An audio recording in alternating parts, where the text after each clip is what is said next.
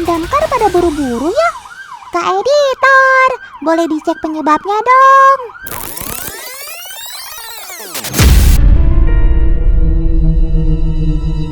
Loh, itu apa ya? Sepertinya nggak asing deh. Itu kan sarangnya tawon Vespa. Kalau sarangnya berada di pemukiman penduduk seperti ini sih, bahaya banget buat warga sekitar. Duh, Tan harus bagaimana ini? Dinas Kebakaran Pemerintah Kota Bandung, selamat pagi. Ini Damkar Bandung. Saya mau minta tolong. Ini di rumah saya ada sarang tawon gede banget.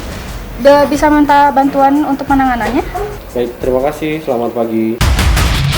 Oh iya, Dinas Kebakaran dan Penanggulangan Bencana Kota Bandung siap melayani warganya 24 jam non-stop loh. Bahkan di setiap pelayanan tidak dikenakan biaya sama sekali, alias gratis. Kermaks untuk para petugas ini, keren maksimal. Untuk mengevakuasi sarang tawon dibutuhkan banyak peralatan, seperti tangga, baju alat pelindung diri atau APD, karung, dan lainnya. Komandan Regu akan survei keberadaan sarang tawon terlebih dahulu nih. Baru deh mereka menyusun strategi. Karena kalau salah strategi, bisa berakibat fatal bagi para petugas ini, teman.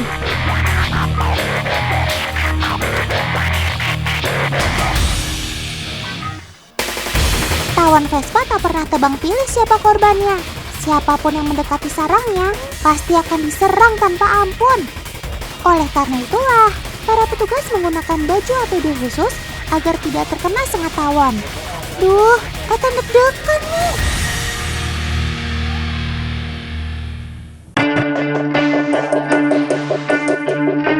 Teman, sebenarnya habitat tawon Vespa berada di daerah hutan dataran rendah. Namun saat ini hutan semakin berkurang karena imbas dari pembangunan. Apalagi sekarang adalah musim penghujan. Musim berkembang biaknya sobat Otan si tawon Vespa. Akibatnya, mereka membuat sarang di atap rumah warga.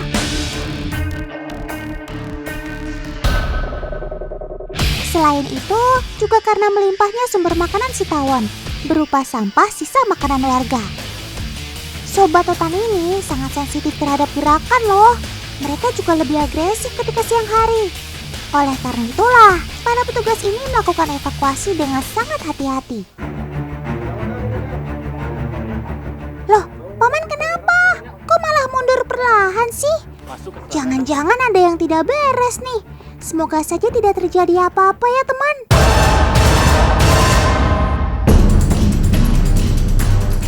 Benar saja kan dugaan Otan. Ternyata ada tawon yang masuk ke dalam celana Paman ini. Jadi gimana dong ini? Menjadi petugas evakuasi sarang tawon bukan berarti bebas dari sengatan, teman. Tawon Vespa afinis bukanlah lebah madu, melainkan tawon predator. Tawon ini bisa memasukkan racunnya ke dalam tubuh manusia. Sengatan satu ekor tawon bisa bikin kulit manusia bengkak-bengkak. Ih, takut. Seperti yang menimpa si pemilik rumah.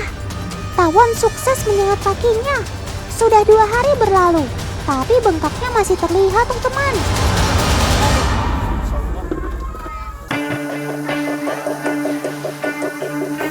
Nah, kalau manusia disengat oleh banyak tawon, akibatnya lebih gawat lagi. Bisa bikin hiperalergi, yang akhirnya merusak organ tubuh hanya dalam hitungan hari.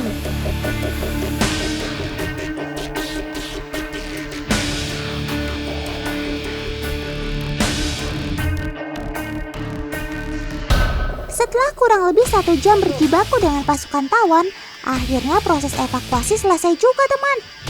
Tapi para petugas harus tetap berhati-hati, karena masih banyak tawon yang berkeliaran, karena bingung mencari sarangnya. Hal ini wajar, karena evakuasi sarang tawon ini dilakukan siang hari. Waktunya si tawon kembali ke sarang selesai mencari makan. Tapi tenang, perlahan kawanan tawon tersebut akan hilang dengan sendirinya kok. Komandan, bagaimana penanganan sarang tawon kali ini? Apakah ada petugas yang terluka?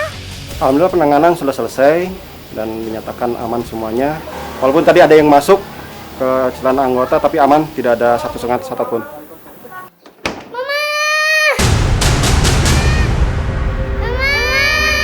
Kenapa?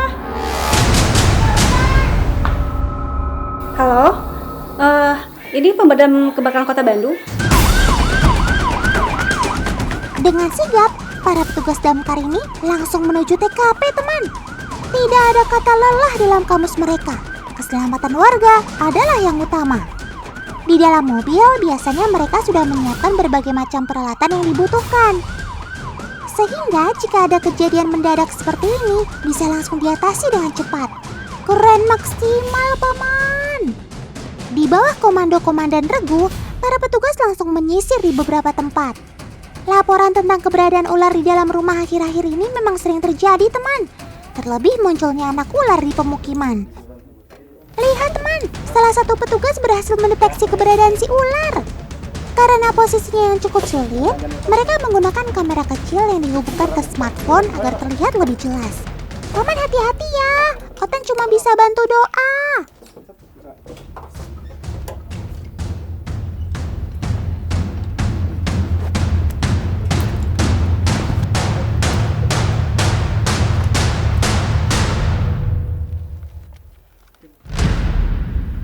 Syukurlah si ular akhirnya berhasil diamankan oleh para petugas, teman.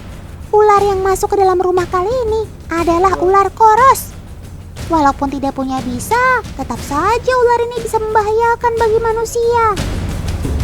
Sobat Otan ini juga bisa sangat agresif jika merasa terganggu. Waduh, ternyata ada satu ular lagi yang sedang berkeliaran di halaman belakang rumah, teman.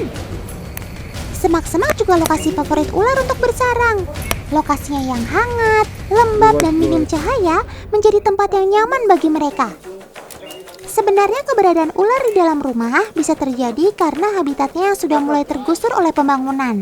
Selain itu, ketersediaan faktor makanan di alam yang mulai berkurang mendesak mereka masuk ke pemukiman warga. Syukurlah satu ular lagi berhasil dievakuasi oleh para petugas. Jika sudah ditemukan ular lebih dari satu di dalam rumah, biasanya para petugas akan mengecek kembali secara keseluruhan.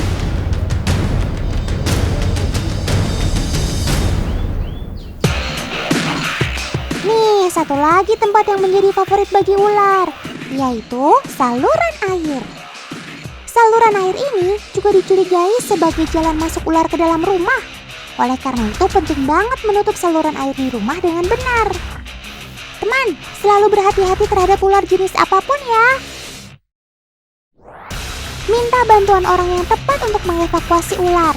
Salah satunya ya paman-paman dari dinas kebakaran ini. Tujuannya agar tidak ada yang terluka, baik dari warga maupun si ular itu sendiri.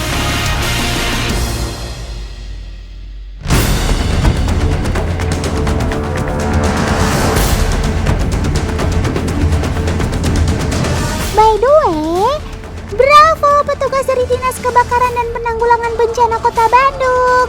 Otan bangga sama kalian.